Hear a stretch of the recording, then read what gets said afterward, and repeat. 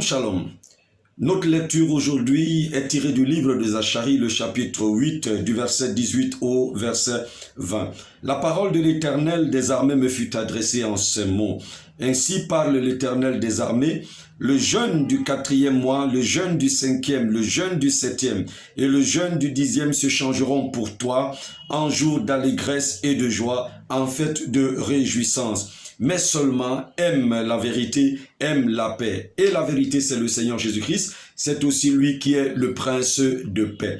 Aujourd'hui, nous allons parler de la deuxième calamité qui entraîna le peuple de Dieu à prendre régulièrement un jeûne d'humiliation à compter du 17e jour de chaque 4e mois, qui est ainsi le mois de Tammuz qui correspond au mois de juillet, et ce, pendant 21 jours d'année en année. C'est bel et bien au 17e jour de ce même mois qu'un certain Antiochus Épiphane avait construit une idole dans le sanctuaire du deuxième temple à Jérusalem. Mais qui était cet Antiochus Épiphane? C'était le frère cadet du roi Séleucus IV. Et Antiochus, pour prendre donc la place de son frère aîné, a dû l'assassiner. Il régna ainsi à la place de son frère aîné Séleucus IV de 175 à 164 avant Jésus-Christ.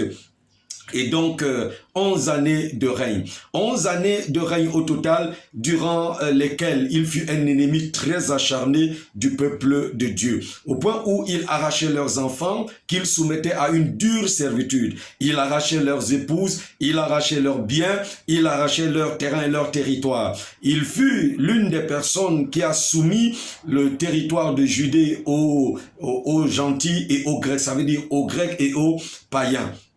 Dans sa cruauté, il versa tellement de sang qu'on dit qu'il devint psychologiquement instable. Il se fit tellement d'ennemis et il tuait tous ceux qui lui résistaient.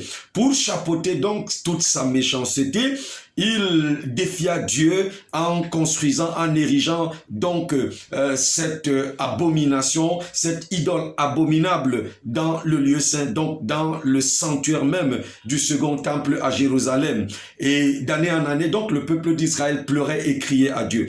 Alors Dieu, donc la réaction de Dieu ne tarda pas à se manifester. Dieu lui suscita un certain nombre d'ennemis, parmi lesquels Matthias et Judas Maccabée, qui lui résistèrent parce qu'il ne voulait plus rester sous cette domination abominable. Alors, puisque il était instable psychologiquement et qu'il ne voulait écouter personne, il se leva donc un jour et s'en alla à la poursuite de ses deux ennemis, j'ai nommé Matthias et Judas Maccabée.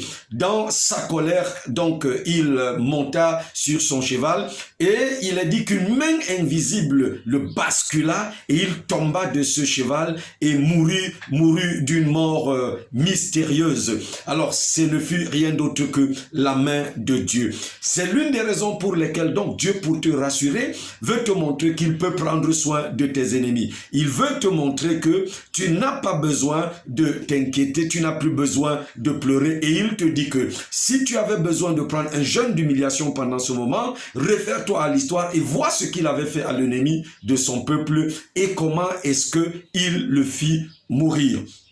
Je vais donc te faire lire dans le livre d'Ésaïe, le chapitre 49, un texte qui convient bien à cette situation, du verset 24 au verset 26. Il est dit ceci: pour toi qui as donné ta vie au Seigneur Jésus-Christ, pour toi qui t'attaches à la vérité, pour toi qui aimes la paix, pour toi qui marches avec le Seigneur et qui le craint, il est dit ceci au verset 24 d'Ésaïe, le chapitre 49.